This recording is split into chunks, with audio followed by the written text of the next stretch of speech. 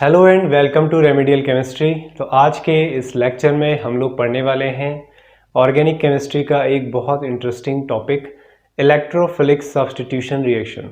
इससे पहले मैं आप लोगों को पढ़ा चुका हूं न्यूक्लियोफिलिक सब्स्टिट्यूशन रिएक्शंस SN1 में, और SN2 हमने उसमें देख लिए थे। तो हमने जाना था, इससे पहले के लेक्चर में मैंने आप लोगों को सिखाया था कि एराइल हैलाइड्स के अंदर न्यूक्लियोफिलिक सब्स्टिट्यूशन रिएक्शंस क्यों फेवर नहीं करती है। तो आज की इस वीडियो में हम लोग सीखने वाले हैं इलेक्ट्रोफिलिक सब्स्टिट्यूशन रिएक्शन। और सबसे इंपॉर्टेंट चीज़ ये होने वाली है कि जो एराइल हैलाइड्स होते हैं वो बहुत बढ़िया इलेक्ट्रोफिलिक सब्स्टिट्यूशन रिएक्शन दिखाते हैं। और कैसे दिखाते हैं चलिए देखते हैं।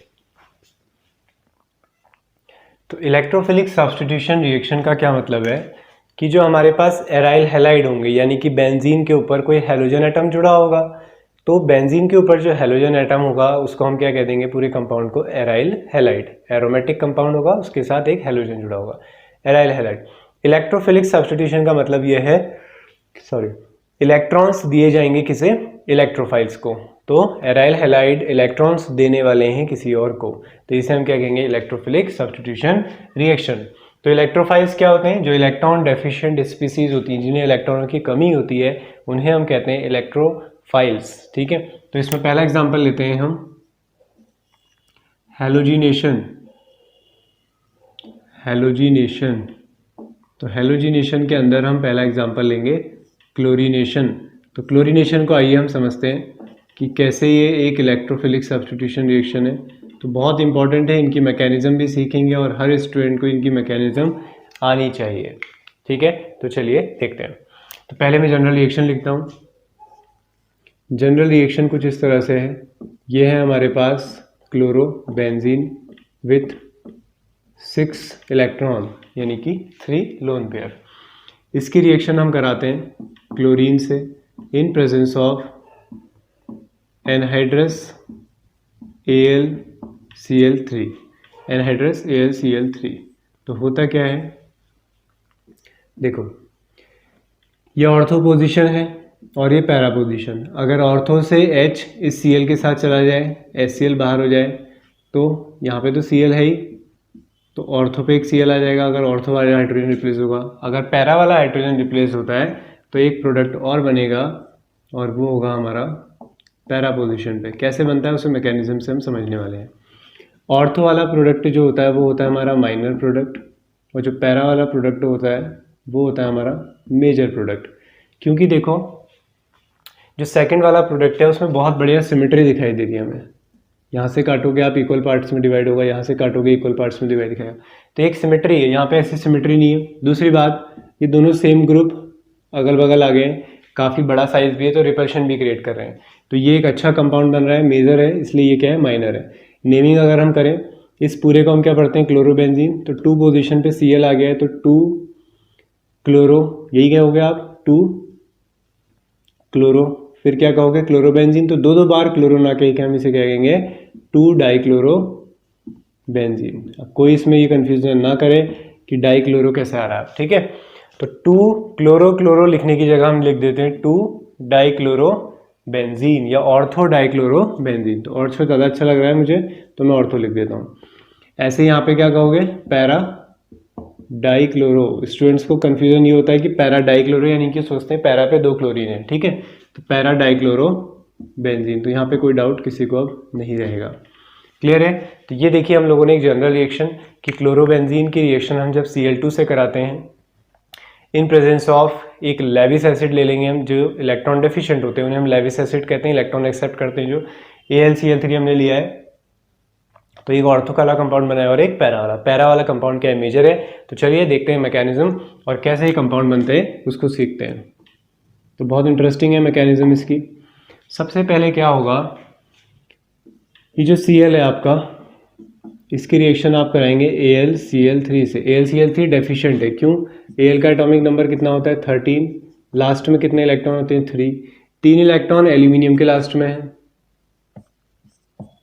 और 3 इलेक्ट्रॉन इसको मिल रहे हैं Cl से। तो 1 2 3 4 5 6, तो ये 6 इलेक्ट्रॉन स्पीसीज है। होनी कितनी चाहिए स्टेबल होने के लिए, 8 इलेक्ट्रॉन स्पीसीज। दैट मीन्स इसको इलेक्ट्रॉनों की ज़रूरत है, तो ये इलेक्ट्रॉन डेफिशिएंट है। तो होगा क्या, ये इलेक्ट्रॉन दे दिए जाएंगे इसे, तो ये क्या बन जाएगा, एक Cl को ये गेन कर लेगा, AlCl3 से AlCl4 हो जाएगा विद नेगेटिव साइन। तो Cl नेगेटिव चला गया तो Cl इस Cl पे क्या चार्ज आ जाएगा, positive. This is very interesting.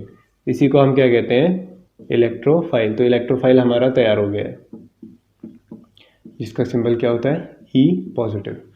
तो Cl पॉजिटिव क्या है, इलेक्ट्रोफाइल। तो ध्यान रखेंगे क्लोरोबेंजीन में Cl पॉजिटिव हमारा इलेक्ट्रोफाइल होता है। अब अटैक कराते हैं इसको बेंजीन पर, सॉरी क्लोरोबेंजीन पर। तो ये रहा हमारे पास Cl विथ 6 इलेक्ट्रॉन और ये हमारा इलेक्ट्रोफाइल आ गया, यानी कि Cl पॉजिटिव। अब होगा क्या, ये रेजोनेंस के थ्रू यहाँ डबल बॉन्ड बनाएगा, ये वाला डबल बॉन्ड यहाँ ब्रेक होगा, यहाँ पे क्या आएगा, नेगेटिव चार्ज, ये नेगेटिव इसको इलेक्ट्रॉन दे देगा। तो क्या बनेगा,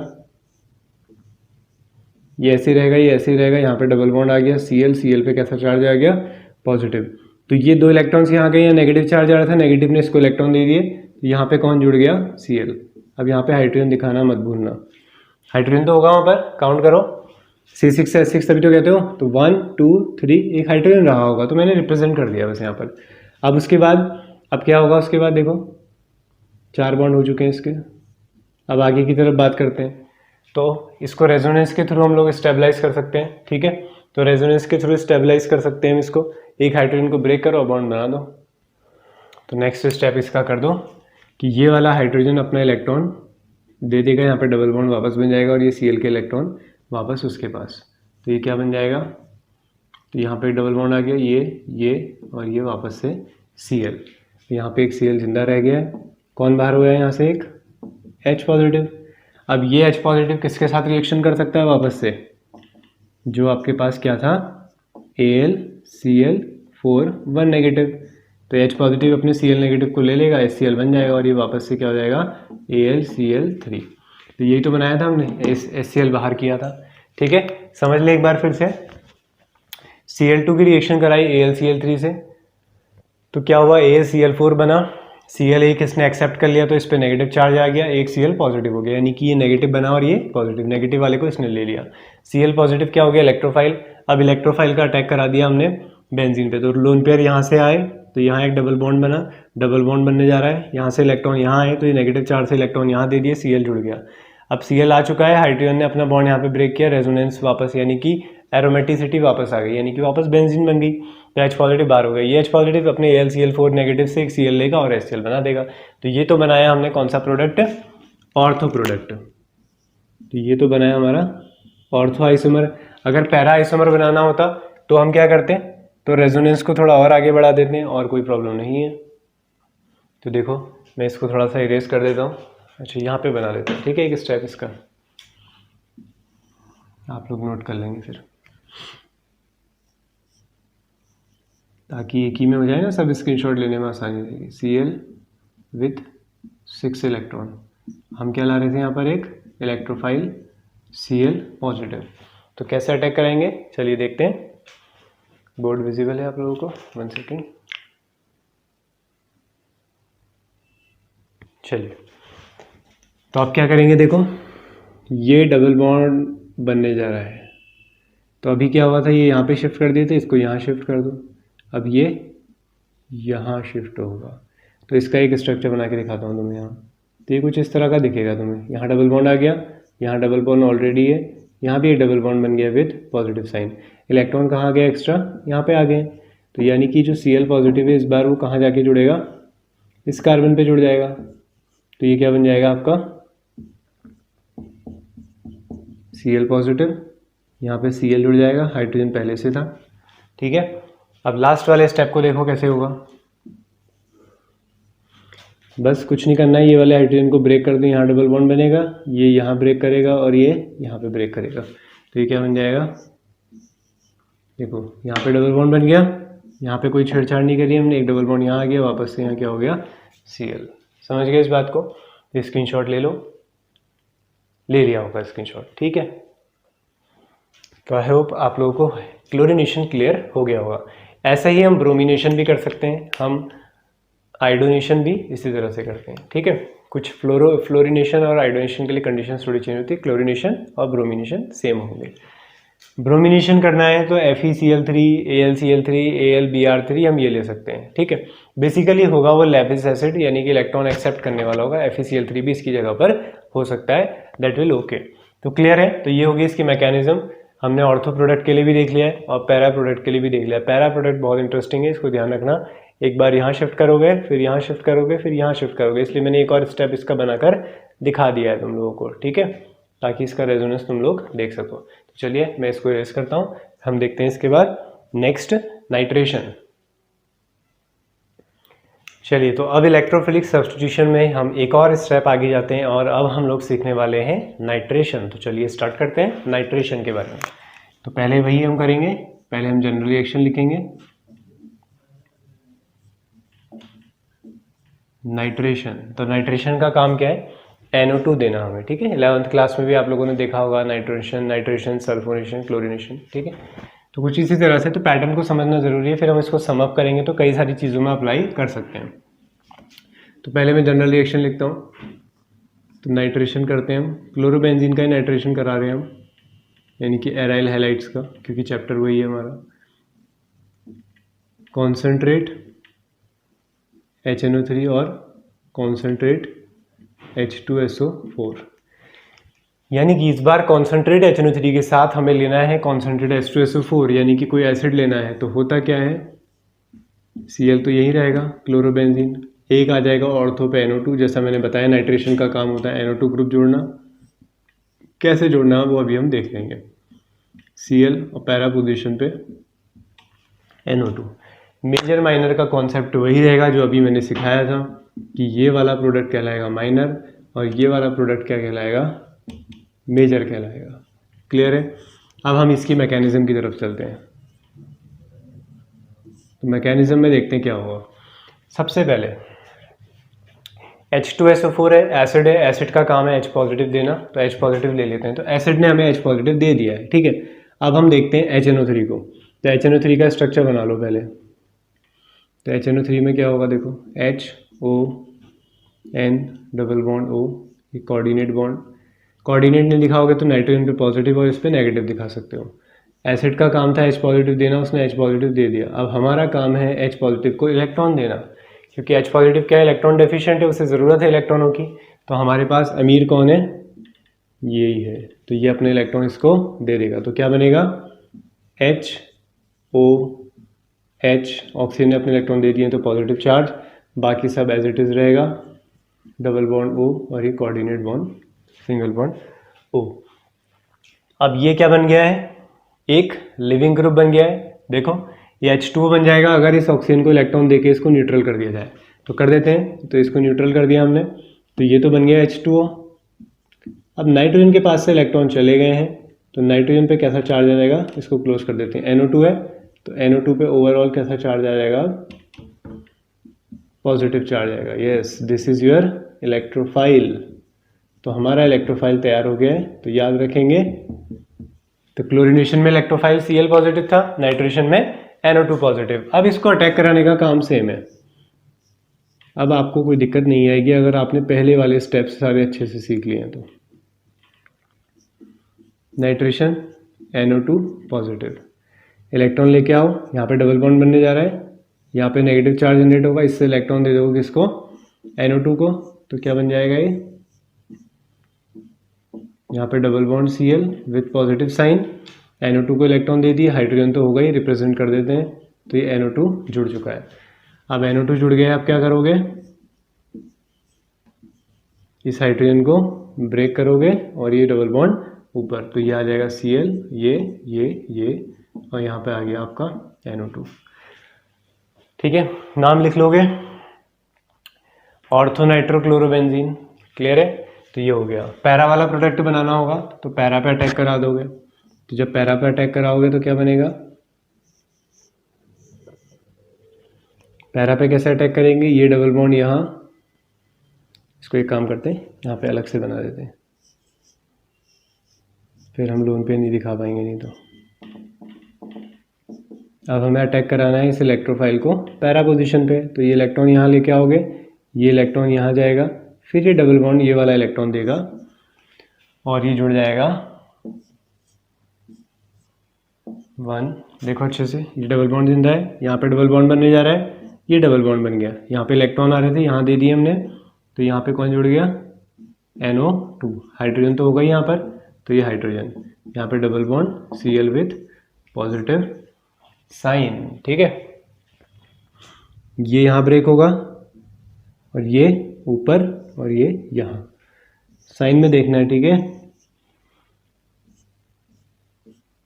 ये जुड़ गया हमारा NO2 और ये बन गया हमारा Cl। क्लियर है? तो समझ में आ गया H पॉजिटिव का क्या रोल था और किस तरह से इसकी मैकेनिज्म हुई है, ठीक है। तो ये था हमारा नाइट्रेशन। तो नाइट्रेशन में इलेक्ट्रोफाइल हमारा कौन था, NO2 पॉजिटिव, ठीक है। तो दो इलेक्ट्रोफिलिक सब्स्टिट्यूशन हमने देख ली है। पहली देख ली हमने हेलोजिनेशन, क्लोरोबेंजीन की रिएक्शन Cl2 से इन प्रेजेंस ऑफ FeCl3 या फिर AlCl3, बेसिकली कोई लेविस एसिड होना चाहिए, यानी कि इलेक्ट्रॉन एक्सेप्टिंग एसिड होना चाहिए। दूसरी बात, हम लोगों ने देखा नाइट्रेशन, कॉन्सेंट्रेट HNO3 और कॉन्सेंट्रेट H2SO4 की प्रेजेंस में काम क्या है, NO2 जोड़ना। अब किस में जोड़ना है, ये टाइम के साथ चीजें चेंज होती रहेंगी। अभी मैंने क्लोरोबेंजीन की रिएक्शन कराई है, कल आप कहो सर किसी और की करा दो, परसों कहो किसी और की करा दो, लेकिन कंसेप्ट यही रहेगा, यानी कि जो इन चीज़ों से तैयार होगा, नाइट्रेशन में हमेशा इलेक्ट्रोफाइल NO2 पॉजिटिव ही रहेगा, उसके अटैकिंग की प्रोसेस भी ऐसी रहेगी, इसलिए सीखना है, तरीका सीखना है, ठीक है। तो कैसे उसको हमें करना है, तरीके को सीखना है, बाकी हमसे किसी का भी नाइट्रेशन कराने के लिए के पैटर्न यही रहने वाला है। तो स्क्रीनशॉट ले लो, इसको नोट कर लो। नेक्स्ट हम देखेंगे सल्फोनेशन। चलिए, तो अब हम लोग देखेंगे सल्फोनेशन। तो सल्फोनेशन में जो हमारा, जैसे नाइट्रेशन में NO2 जुड़ा था, सल्फोनेशन में जुड़ेगा SO3H सल्फोनिक एसिड। तो किस तरह से जुड़ेगा वो देखते हैं। बहुत इंटरेस्टिंग मैकेनिज्म है, बहुत ध्यान देने वाली मैकेनिज्म है, तो पूरे फोकस के साथ इस मैकेनिज्म को हम लोग सीखेंगे। चलिए स्टार्ट करते हैं सल्फोनेशन। तो पहले मैं जनरल रिएक्शन लिख देता हूँ, देन हम लोग मैकेनिज्म देखेंगे। तो ये रहा हमारे पास क्लोरोबेंजीन, इसकी रिएक्शन कराई जाएगी कॉन्सेंट्रेट H2SO4 से। तो क्लोरोबेंजीन की रिएक्शन हम सिर्फ करा देते हैं कॉन्सेंट्रेट H2SO4 से। तो देखा ये जाएगा ऑर्थो और पैरा यहाँ पर भी वैसे बनेगी, एक ऑर्थो पोजीशन पे SO3H आ जाएगा और एक आ जाएगा पैरा पोजीशन पे। मेजर माइनर का रोल वही रहेगा, ठीक है। नेमिंग लिख लेते हैं, इसके हिसाब से नेमिंग होगी 1, 2, तो हम कहेंगे 2 क्लोरो बेंजीन सल्फोनिक एसिड। इसके हिसाब से करोगे 1, 2, 3, 4 क्लोरो बेंजीन सल्फोनिक एसिड। तो क्या नाम आता है इसके लिए, बेंजीन सल्फोनिक एसिड। क्लियर है? तो नंबरिंग इस तरह से आप लोग इसकी कर सकते हो। अब देखते हैं मैकेनिज्म क्या है। मैकेनिज्म बहुत इंटरेस्टिंग है। सबसे पहले ये 2 मोल्स लिए जाते हैं H2SO4 के, तो 2 मोल्स ऑफ H2SO4 इक्विलिब्रियम होता है रिएक्शंस के बीच में। तो एक तो बनता है हमारे पास हाइड्रोनियम आयन H3O पॉजिटिव, एक बनता है एसिड का आयन HSO4 नेगेटिव, और एक बनता है हमारे पास SO3। यही है जो सब कुछ है। क्या क्या बनेगा, H3O पॉजिटिव, HSO4 नेगेटिव और SO3, यही होता है हमारा इलेक्ट्रोफाइल। तो इसको भूल जाते हैं बच्चे की क्या होता है इलेक्ट्रोफाइल, बच्चे आंसर कर देते हैं SO3H, तो वो आंसर गलत हो जाता है, क्योंकि देखा तो उन्होंने यही रट लिया। क्लोरोबेंजीन में Cl बन गया, नाइट्रेशन में NO2 आ रहा था, NO2 हो गया इलेक्ट्रोफाइल, SO3H आ रहा है सल्फोनेशन में, तो SO3H होगा। ऐसा नहीं है, क्या होता है, सिर्फ SO3 होता है, ठीक है। बाकी ये कैसे बना इसको समझने के लिए तुम लोग ऐसा भी कर सकते हो। 2 मोल्स लिए ना मैंने, तो मैं H2SO4 को ऐसा भी लिख सकता हूँ HSO4। अगर मैं इसको ब्रेक करूंगा तो क्या बनेगा, H पॉजिटिव और HSO4 नेगेटिव। तो HSO4 नेगेटिव दिखाई दे रहा है आपको, ठीक है। अब बाकी बचे कौन, H3O और SO3। अब इसको देखो ध्यान से, H2SO4 में SO3 निकाल दो, SO3 निकाल दोगे तो क्या बचेगा, H2O बचेगा, H2 को एक H पॉजिटिव दे दो, H3O पॉजिटिव बन जाएगा। तो ये तो याद करने का तरीका है तुम्हारा, ठीक है। ओके, सॉरी तुम लोगों को नहीं दिखा होगा अगर। Now you can see this properly, ठीक है। याद करने के लिए H2SO4 को मैंने HHSO4 लिख दिया 1 मोल को, तो H पॉजिटिव बनेगा, HSO4 नेगेटिव। मैंने एक और H2SO4 लिया, उसमें से SO3 अलग कर दिया, बचा क्या H2O का H पॉजिटिव दे दिया तो H3 हो गया। तो बेसिकली याद करना ज़्यादा बेहतर है, फिर भी हमारी संतुष्टि के लिए एक बार याद करने में थोड़ा हेल्प करने के लिए उसको हम समझ लेते हैं। तो ये बना, तो ये हमारे पास इलेक्ट्रोफाइल। अब ये कैसा इलेक्ट्रोफाइल, देखो कोई कहेगा सर प्लस चार्ज इस पे, इसको इलेक्ट्रॉनों की जरूरत नहीं है इसको इलेक्ट्रॉन। हाइड्रोजन 2 बॉन्ड बनाता था, 3 बना दिए हैं, अपने इलेक्ट्रॉन दे दिए हैं, ठीक है, तो उसको नहीं चाहिए और इलेक्ट्रॉन, ठीक, लेने होंगे तो उसे अपने हाइड्रोजन से लेगा और बाहर कर देगा। HSO4 में तो दिख ही रहा है, उससे एक्स्ट्रा है। SO3 में कैसे है सर, SO3 तो न्यूट्रल दिखाई दे रहा है, यही खास बात है SO3 में। S का एटॉमिक नंबर कितना होता है, S का एटॉमिक नंबर होता है 16, तो हम क्या लिखते हैं इसको 1s2, 2s2, 2p6, 3s2, 3p6, 3p6 तो नहीं आएगा, कितना आ जाएगा 4, 6 4 10, 2 12 4 16, तो ये हो गया 16 एटॉमिक नंबर खत्म। तो 3s है तो 3d भी खाली पड़ा होगा, तो ये एम्प्टी ऑर्बिटल है। जो d वाला होता है वो क्या होता है, इसमें एम्प्टी ऑर्बिटल होता है, क्योंकि अगर आप इसको बनाओगे भी 3s2, 3p4 और एक खाली ऑर्बिटल d वाला, तो अगर एक्साइटेड भी कर दोगे तो 1, टोटल 6 है ना, 2 3 4 5 6, अभी भी d ऑर्बिटल खाली है, यानी कि इस s के पास एक d ऑर्बिटल खाली होता है।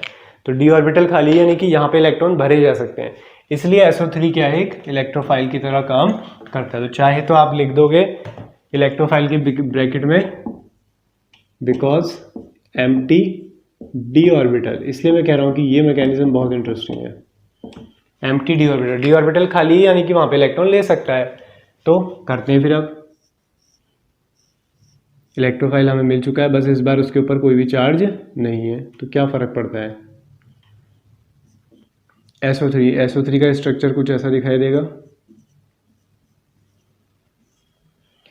तो ये हम इलेक्ट्रॉन लेके आए, यहाँ पर डबल बॉन्ड बनने जा रहा है, इसने इलेक्ट्रॉन दे दिए इसके d ऑर्बिटल में, जैसे इसके d ऑर्बिटल में इलेक्ट्रॉन आएंगे ये वाला डबल बॉन्ड यहाँ ब्रेक होगा, तो देखो क्या गजब की ब्रेकिंग हो रही है।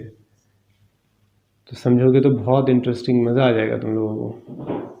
तो Cl पॉजिटिव, यहाँ से इलेक्ट्रॉन चले गए, कौन जुड़ जाएगा यहाँ से, S, एक डबल बॉन्ड जिंदा है, यहाँ पे क्या आ गया नेगेटिव, और ये डबल बॉन्ड O, हाइड्रोजन, जैसा कि हम हर जगह पे शो करते हैं वैसा ही हम करेंगे। उसके बाद क्या होगा, ये Cl पॉजिटिव आ गया है, ठीक है, यहाँ पे 4 बॉन्ड बन गए। अब इसके बाद हम क्या कर सकते हैं, इनके चार्ज का रोटेशन दिखा सकते हैं, ठीक है। तो अब चार्ज का रोटेशन कैसे, ये वाला यहाँ ब्रेक होगा, डबल बॉन्ड बना देगा, और ये वापस ऊपर, तो ये क्या बन जाएगा बेटा, ये बन जाएगा आपका डबल बॉन्ड, यहाँ भी डबल बॉन्ड आ गया, और ये बन गया Cl, और ये आ गया आपका, बंद कर दें इसको, बंद करके क्या लिखेंगे इसे हम लिखेंगे SO3 1 नेगेटिव।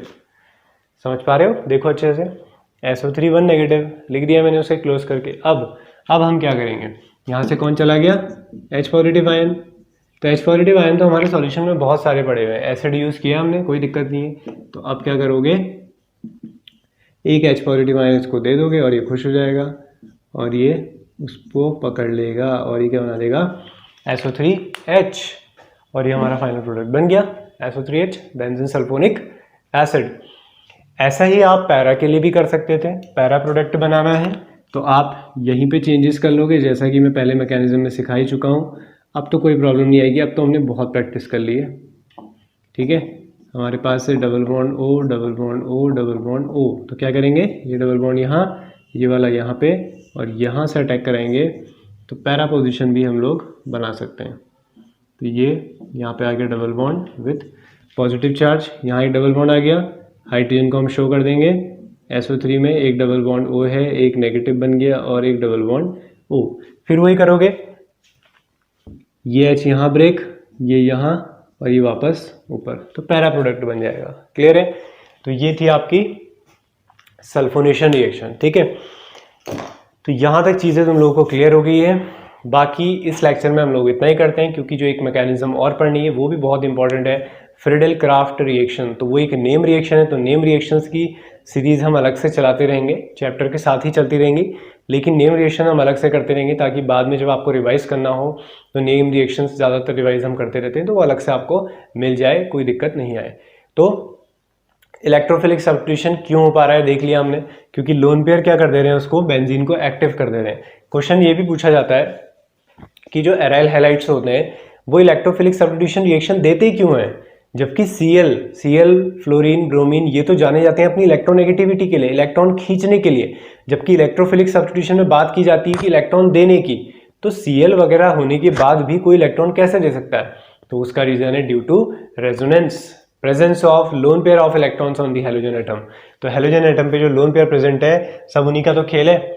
Cl होते खींचने वाले नेचर के, अट्रैक्ट करने के, लेकिन फिर भी वो लोन पेयर दे के बेंजीन रिंग को एक्टिव कर दे रहे हैं। तो खाली बेंजीन रिंग फिर भी कम रिएक्शन करेगी as compare to aryl halide. जैसे ही कोई हेलोजन एटम लगाएंगे वो बेंजीन रिंग को एक्टिव कर देगा और इलेक्ट्रोफिलिक सब्स्टिट्यूशन रिएक्शन बहुत बढ़िया होने लग जाएंगे।